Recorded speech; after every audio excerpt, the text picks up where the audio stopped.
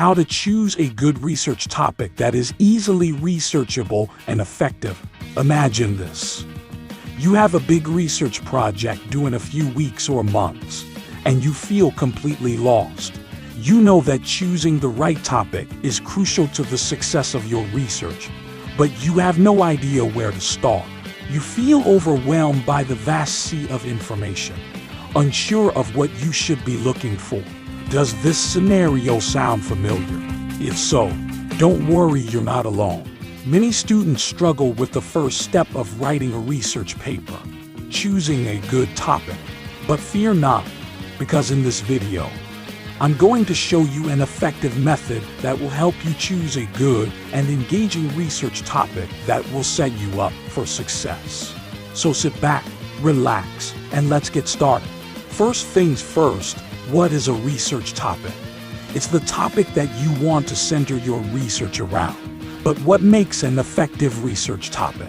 An effective research topic is a specific area within a general, broad topic.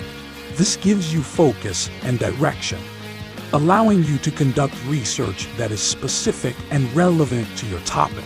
So, how do you choose an effective research topic? Process I like to teach my students is all about narrowing by expanding. What does that mean? Well, you want to take your general given topic and expand it out as far as possible. This will help you find a specific area within that topic that you want to study. Let's walk through an example.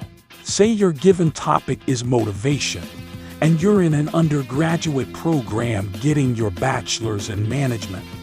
You're in a critical thinking course, and you've been given staff motivation as your research topic. So, what do you do next? Step 1 is to define your general topic, which is staff motivation.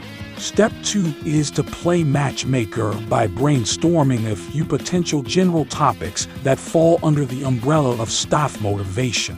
For example, staff motivation and job satisfaction, staff motivation and job productivity, or staff motivation and organizational performance.